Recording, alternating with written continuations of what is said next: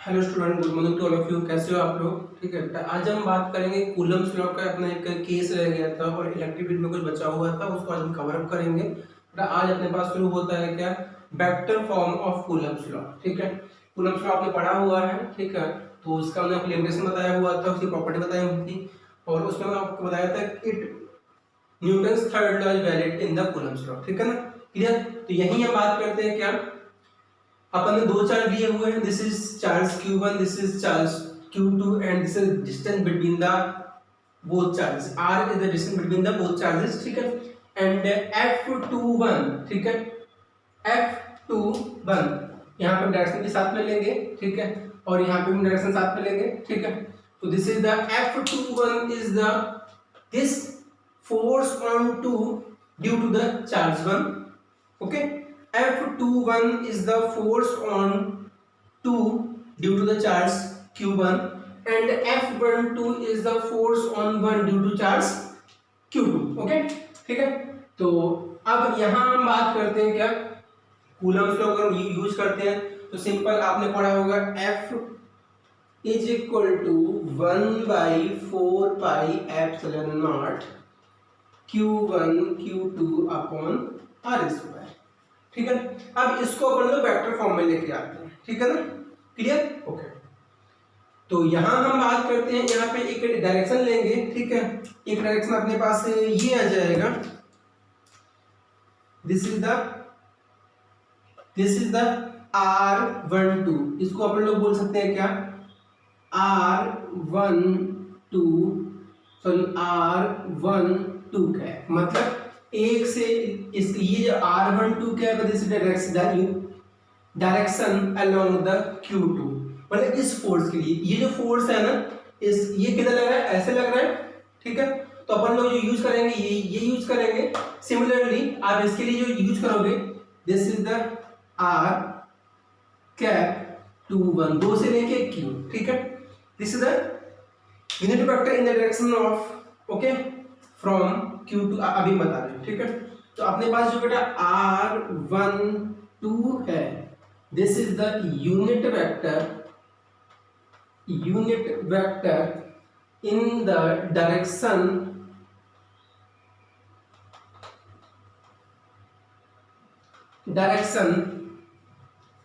कहां, that is the from q1 to q2। ठीक है, सिमिलरली आप यहां लिखोगे, सिमिलरली आपके यहां जाएगा बेटा क्या, r21 कैप है, this is the unit vector in the direction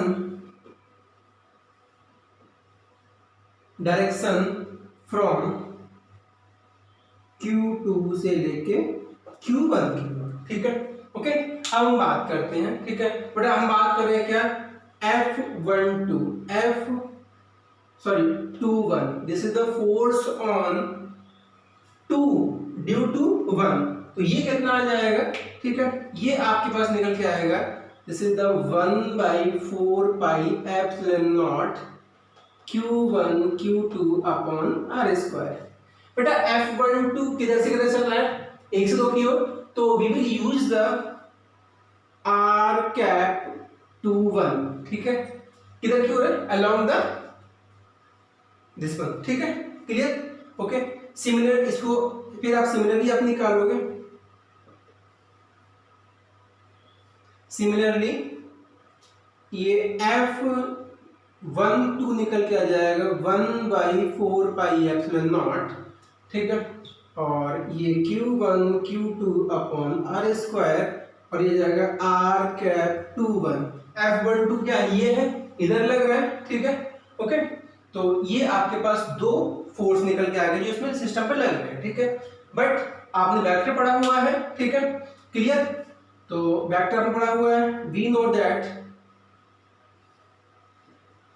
that r cap 12 जो इज इक्वल टू होता है माइनस का r कैप 21 के इक्वल, मैग्नीट्यूड सेम है, बस डायरेक्शन अपोजिट है कि नहीं है। ठीक है, ओके, तो यहाँ पे आप लिख सकते हो और यहाँ पे जो मैंने आपको लिखाया हुआ है, ठीक है, दिस इज द r12 का मान क्या होगा वो मैं लिखा दे रहा हूँ, r vector upon r vector कहाँ से लेके 1 2 और ये r, मतलब vector r upon this one mod, ठीक है। तो इसका क्या आ जाएगा, ऐसे ही इसका लिख लो r21 vector upon mod r। Unit vector formula क्या होता है, वेक्टर अपॉन उसका मॉड, ठीक है, आपको ऐसे ही आ जाएगा, ठीक है।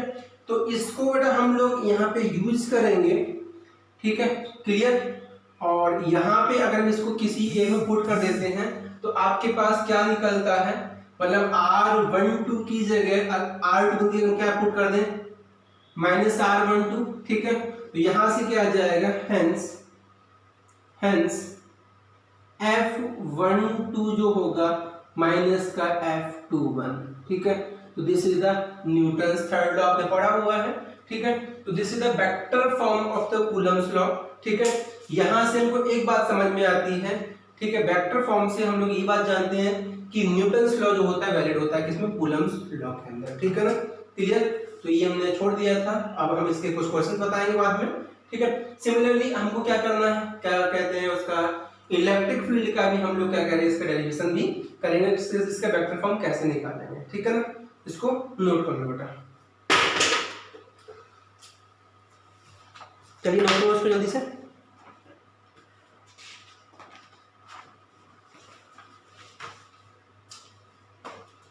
मिटाओ उसको, ठीक ना। अब हम बात करेंगे vector forms of electric field में, है ना।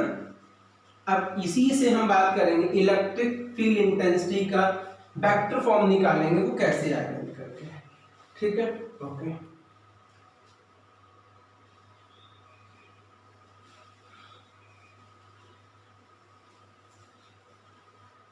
ओके चलिए यहाँ पर हम बात करते हैं, क्या अपन ने क्या कहते हैं, दो एक कोऑर्डिनेट सिस्टम लिया हुआ इस तरीके से, यहाँ पे हमने एक कोऑर्डिनेट सिस्टम लिया हुआ इस तरीके से, ओके। इसको x मान लो, इसको y मान लो, ठीक है।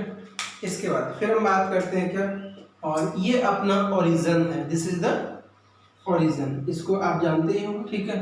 तो यहां से हमने क्या किया, एक चार्ज यहाँ पे रखा हुआ है, दिस इज द Q0, क्या रखा हुआ है, दिस इज द Q0, ठीक है। फिर हमने एक चार्ज रखा हुआ है, दिस इज द Q2, ठीक है, और ठीक है, और दिस इज द रखा हुआ है, दिस इज द Q1, ठीक है, ओके। बट ये अपने पास जो इसका डिस्टेंस निकल के आता है इसको बोलते हैं पोजीशन वेक्टर, ठीक है, जो Q0 की आपको पोजीशन बता रहा है कहां से, ओरिजिन से, ठीक है। ये इसका वैल्यू कितना है, r, this is the r, और इसका कितना है, दिस इज द r2, और ये कितना है अपने पास, ये कितना है बेटा, this is the r1, this is the r1, ठीक है, ओके। वेक्टर लगा दो बेटा, ओके, ठीक है। तो अगर हम बात करते हैं, ठीक है, तो जो इलेक्ट्रिक फील्ड होगा, एक इलेक्ट्रिक फील्ड यहाँ पे ऐसे करके जाएगा, इसको आप बोल सकते हो E1 बोल सकते हो, ठीक है। और एक इलेक्ट्रिक फील्ड यहाँ पे कुछ इस तरीके से जाएगा, ऐसे करके, इसको आप E2 बोल सकते हो। दोनों का जो नेट इलेक्ट्रिक फील्ड होगा वो कुछ ऐसे जाएगा, E डैश बोल सकते हो, क्लियर, ओके। तो यहाँ पे हम बात करते हैं, जो ये जो आपके पास आता है r वेक्टर 1 कहाँ, P, ये पॉइंट अपन ने P ले लिया, ठीक है। तो इसको बोला r वेक्टर 1P, एक से लेके P को लिया जाएगा r वेक्टर 2P, ठीक है। यहाँ तक कोई दिक्कत, ओके। बट अब हम बात करते हैं सिंपल, क्या कहते हैं, इलेक्ट्रिक फील्ड के बारे में। यहाँ पे मैंने लिखा हुआ है vector form of electric field intensity, ठीक है। बेटा आप जानते हो बेटा F का फॉर्मूला क्या होता है, F इज इक्वल टू कितना होता है, ठीक है, पढ़ा हुआ है आपने, तो मैं इसको नोट करने की कोशिश करता हूँ, 1/4 पाई एप्सिलॉन नॉट। यहाँ पे देखोगे इसका तो कितना आ जाएगा बेटा, Q1 Q0 अपॉन R1P का स्क्वायर, आ जाएगा, नहीं आ जाएगा, ओके। और इसका यूनिट वेक्टर आ जाएगा यहाँ पे r कैप 1p होगा, नहीं होगा, ठीक है। ऐसे ही इसका अगर आप e निकालोगे तो कितना आ जाएगा, f अपॉन क्यू नॉट होता है कि नहीं होता है, तो यहाँ से e निकल के आ जाएगा कितना, 1/4 pi epsilon naught q1 upon r1p, sorry r1p का स्क्वायर और डायरेक्शन का जाएगा r1p इस, ओके, ठीक है। दिस इज द E1, ठीक है। सिमिलरली आप यहां से निकालोगे, E2 निकालोगे, E2 निकल के आ जाएगा, इलेक्ट्रिक फील्ड अपना वेक्टर क्वांटिटी इसको वेक्टर में लगा दो, ठीक है, तो जाएगा मतलब 1/4 pi epsilon not Q2 upon R2p square r cap 2p, ठीक है, ओके। हमको निकालना है नेट इलेक्ट्रिक फील्ड, निकालना कितना आ जाएगा, नेट इलेक्ट्रिक फील्ड कितना आ जाएगा, जैसे E dash is equal to आ जाएगा, E डैश यहाँ पे आ जाएगा E1 प्लस E2, ठीक है, ओके। तो इसको आप वैल्यू पुट कर दो दोनों का, तो कितना आ जाएगा देख लो, ओके। ये आ जाएगा 1/4 pi epsilon naught Q1 R1p square R1p cap plus ये आ जाएगा कितना 1/4 पाई एप्सिलॉन नॉट, ठीक है, और Q2 upon R2p square R2p cap, ठीक है। ऐसे अपने पास और चार्ज तो आप उसको और ले सकते हो, तो सिंपल बेटा यहाँ पे अपने पास एक रूल निकल के आता है, नेट इलेक्ट्रिक फील्ड क्या निकल के आ जाएगा, E इज इक्वल टू, इसको सुपरपोजिशन भी आप बोल सकते हो प्रिंसिपल, ठीक है, हो जाएगा E टोटल जाएगा E1 plus E2 vector plus आगे तक EN वेक्टर, तो this is the superposition principle आप बोल सकते हो। इस पे अपन से क्वेश्चन कराते हैं, ठीक है। तो बेटा अपना इलेक्ट्रिक फील्ड का जो मोस्ट ऑफ मेन पार्ट था हमने करा दिया, कूलम लॉ का बचा हुआ केस करा दिया। अब हम बात करेंगे इस क्वेश्चन के बारे में, ठीक है, ओके। थैंक यू बेटा।